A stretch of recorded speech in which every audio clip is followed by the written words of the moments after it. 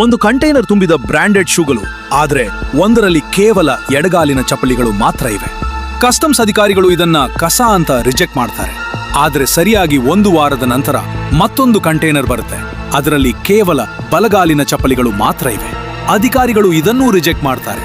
ಆದರೆ ಆ ಕಸವನ್ನ ಹರಾಜಿನಲ್ಲಿ ಕೇವಲ ಬಿಡಿಗಾಸಿಗೆ ಖರೀದಿ ಮಾಡಿದ ಆ 4 ಜನ ಹುಡುಗರು ಒಂದೇ ರಾತ್ರಿಯಲ್ಲಿ ಕೋಟ್ಯಧಿಪತಿಗಳಾಗ್ತಾರೆ.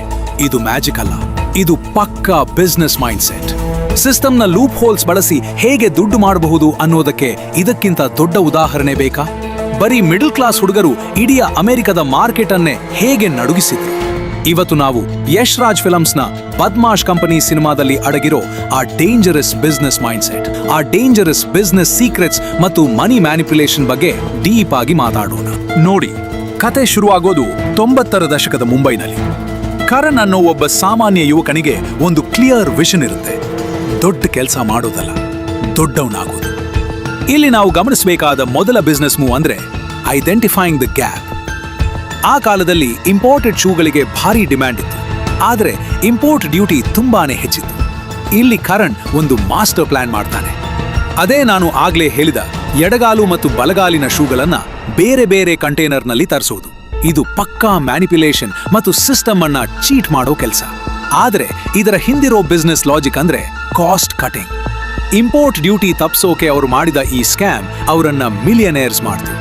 ರಿಯಲ್ ವರ್ಲ್ಡ್ ನಲ್ಲಿ ನಾವಿದನ್ನ ಲೀಗಲ್ ಆಗಿ ಮಾಡೋದು ಹೇಗೆ ಅಂದ್ರೆ ಲಾಜಿಸ್ಟಿಕ್ಸ್ ಮತ್ತು ಸಪ್ಲೈ ಚೈನ್ ಮ್ಯಾನೇಜ್ಮೆಂಟ್ ಅಲ್ಲಿ ಎಫಿಷಿಯನ್ಸಿ ತರೋದು. ಹೇಗೆ ನಾವು ಟ್ರಾನ್ಸ್ಪೋರ್ಟೇಷನ್ ಕಾಸ್ಟ್ ಕಡಿಮೆ ಮಾಡಿ ಪ್ರಾಫಿಟ್ ಮಾರ್ಜಿನ್ ಹೆಚ್ಚಿಸಬಹುದು ಅನ್ನೋದನ್ನ ನಾವಿಲ್ಲಿ ಕಲಿಬೇಕು. ಆದ್ರೆ ಅಲ್ಲಿಂದ ಈ ಬದ್ಮಾಶ್ ಕಂಪನಿಯ ಆಸೆ ಇನ್ನೂ ಹೆಚ್ಚಾಗುತ್ತೆ. ಅವರು ನೆಕ್ಸ್ಟ್ ಪ್ಲಾನ್ ಮಾಡೋದು ಅಮೆರಿಕನ್ ಮಾರ್ಕೆಟ್ನಲ್ಲಿ. ಅಲ್ಲಿ ಅವರು ಮಾಡೋದು ಫೇಕ್ ಹೈಪ್ ಸ್ಟ್ರಾಟಜಿ. ಒಂದು ಸುಳ್ಳು ಡಿಮ್ಯಾಂಡ್ ಕ್ರಿಯೇಟ್ ಮಾಡಿ ಇಲ್ಲದ ಪ್ರಾಡಕ್ಟ್ಗೆ ಬೆಲೆ ಏರಿಸೋದು. ಇದನ್ನ ನಾವು ಮಾರ್ಕೆಟಿಂಗ್ ಭಾಷೆಯಲ್ಲಿ ಸ್ಕೇರ್ಸಿಟಿ ಮಾರ್ಕೆಟಿಂಗ್ ಅಂತ ಕರೀತೀವಿ. ಜನರಿಗೆ ಒಂದು ವಸ್ತು ಸಿಗಲ್ಲ ಅಂದಾಗ ಅದರ ಮೇಲೆ ಕ್ರೇಜ್ ಜಾಸ್ತಿ ಆಗುತ್ತೆ. ಆದರೆ ಕರಣ್ ಇಲ್ಲಿ ಮಾಡೋದು ಫ್ರಾಡ್. ಅವರು ಇನ್ವೆಸ್ಟರ್ಸ್ ಹತ್ರ ಸುಳ್ಳು ಹೇಳಿ ಹಣ ಪಡೀತಾರೆ. ಇದು ಒಂದು ದೊಡ್ಡ ಸ್ಕ್ಯಾಮ್. ಆದರೆ ಲೀಗಲ್ ಆಗಿ ಈ ಪಾಠವನ್ನ ನಾವು ನಮ್ಮ ಬಿಸ್ನೆಸ್ಗೆ ಹೇಗೆ ಅಪ್ಲೈ ಮಾಡಬಹುದು ಗೊತ್ತಾ? ಅದುವೇ ಬ್ರ್ಯಾಂಡ್ ಬಿಲ್ಡಿಂಗ್. ನಿಮ್ಮ ಪ್ರಾಡಕ್ಟ್ನ ವ್ಯಾಲ್ಯೂ ಅನ್ನ ಕಸ್ಟಮರ್ ಕಣ್ಣಿನಲ್ಲಿ ಹೇಗೆ ಹೆಚ್ಚಿಸಬೇಕು ಅನ್ನೋದಕ್ಕೆ ಇದು ಒಂದು ಉದಾಹರಣೆ. ನೀವು ಕ್ವಾಲಿಟಿ ನೀಡಿದ್ರೆ ಮಾರ್ಕೆಟ್ನಲ್ಲಿ ಗೊತ್ತಾ? ಅದುವೇ ಬ್ರ್ಯಾಂಡ್ ಬಿಲ್ಡಿಂಗ್. ನಿಮ್ಮ ಪ್ರಾಡಕ್ಟ್ನ ವ್ಯಾಲ್ಯೂ ಅನ್ನ ಕಸ್ಟಮರ್ ಕಣ್ಣಿನಲ್ಲಿ ಹೇಗೆ ಹೆಚ್ಚಿಸಬೇಕು ಅನ್ನೋದಕ್ಕೆ ಇದು ಒಂದು ಉದಾಹರಣೆ.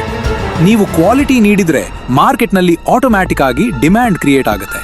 ಆದರೆ ಸುಳ್ಳು ಹೇಳಿ ಬಿಸ್ನೆಸ್ ಮಾಡಿದ್ರೆ ಏನಾಗುತ್ತೆ ಅನ್ನೋದು ಮುಂದಿನ ಸೀನ್ನಲ್ಲಿ ಗೊತ್ತಾಗುತ್ತೆ. ಈಗ ಕಥೆಯಲ್ಲಿ ಒಂದು ಸಣ್ಣ ಟ್ವಿಸ್ಟ್ ಬರುತ್ತೆ. ಹಣದ ಅಮಲು ನೆತ್ತಿಗೆ ಏರಿದಾಗ ಕರಣ್ ತನ್ನ ಗೆಳೆಯರನ್ನೇ ನಂಬೋದನ್ನ ಬಿಡ್ತಾನೆ.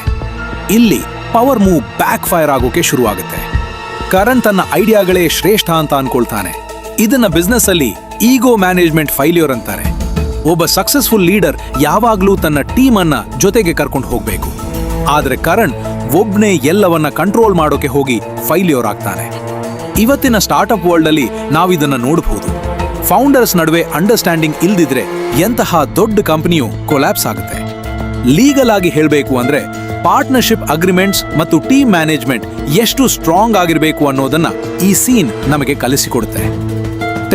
ಈ ಸಿನಿಮಾದ ಕೊನೆಯಲ್ಲಿ ಬರೋ ಒಂದು ಇನ್ಸೈಟ್ ತುಂಬಾನೇ ಪವರ್ಫುಲ್. ಕರಣ್ ಹೇಳ್ತಾನೆ, ಬಿಸ್ನೆಸ್ ಮಾಡಕ್ಕೆ ಬರೀ ದುಡ್ಡಿದ್ರೆ ಸಾಲದು, ಐಡಿಯಾ ಇರಬೇಕು.